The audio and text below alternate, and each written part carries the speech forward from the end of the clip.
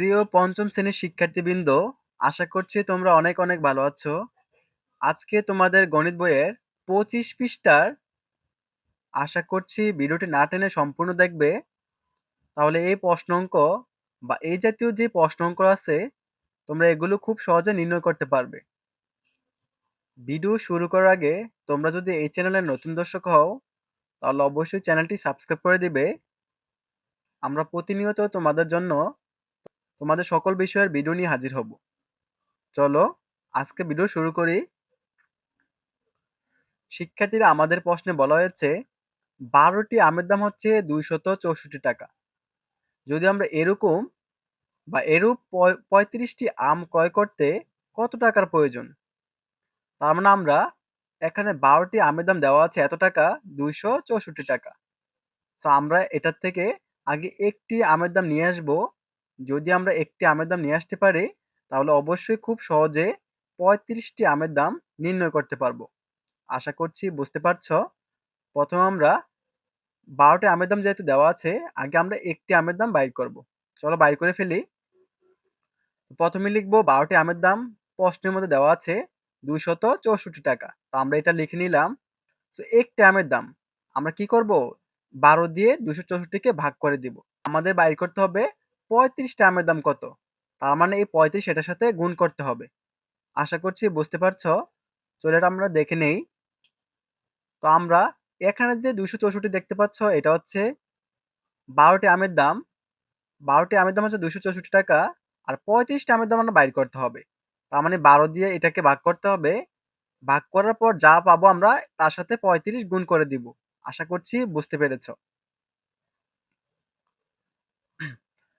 তো প্রথমে আমরা কি করতে হবে? আগে আমরা 12 দিয়ে এটাকে ভাগ করব। তো আমরা যদি 12 দিয়ে 264 কে ভাগ করতে যাই, তো 12 এটার মধ্যে 26 এর মধ্যে যায় 2 বার। 12 দুগুণে 24 থাকে 2। 2 আবার যদি আমরা এটার সাথে নিয়ে যাই থাকবে 24। আবার 12 দুগুণে 24। সো 12 দিয়ে যদি আমরা 264কে ভাগ করি তাহলে আমরা ভাগফল পাবো হচ্ছে 22। যদি আমরা 22 পাই, আমরা বাইর করতে হবে 35টি আমের মূল্য। একটি আমের দাম পড়লো 22 টাকা। আমরা বাইর করতে হবে 35টি আমের দাম। সো আমরা 22 35 সাথে গুণ করে দেব। চলো গুণটা করে ফেলি। সো আমরা যদি এই 35 সাথে 22 গুণ করি তাহলে রেজাল্ট পাবো 5 দুগুণে 10, 10 এ 0, হাতে আছে 1, 3 দুগুণে 6, 6 এ 1 হচ্ছে 7। তারপর আমরা একটা গুণ বা শূন্য দিয়ে নিব। 5 দুগুণে 10, 10 এ 0, আবার হাতে আছে 1 এবং 3 দুগুণে 6, 6 এ 1 7। এখন সবগুলো যোগ করে নিব। 0, 0, 7 এর সাথে 0 যোগ করলে 7ই হয় এবং এখানে 7 এ 7। আমরা 770 টাকা। যদি সে 35টি আম ক্রয় করতে চায় তাহলে তাকে খরচ করতে হবে 770 টাকা। আশা করছি অঙ্কটি তোমরা বুঝতে পেরেছ। আমরা প্রথম অঙ্কটি সমাধান করার পর এখন তানিয়ার যে অঙ্কটি এটাতে চলে আসলাম। চলো এটা সমাধান করে ফেলি। শিক্ষার্থীরা, এটা সমাধান করার আগে তোমরা যদি এই চ্যানেলের নতুন দর্শক হও তাহলে অবশ্যই চ্যানেলটি সাবস্ক্রাইব করে দেবে। চলো প্রশ্ন আগে পড়ে নেই। বলছে তানিয়া 192 টাকা দিয়ে 8টি কমলা কিনলো। যদি সে 3টি কমলা কিনতো তবে তার কত টাকা প্রয়োজন হবে? তো আমরা এটাই বাইর করতে হবে যে সে 192 টাকা দিয়ে 8টি কমলা কিনলো। যদি সে 3টি কমলা কিনতো তবে তার কত টাকা খরচ হতো? চলো এটা বাইর করে ফেলি।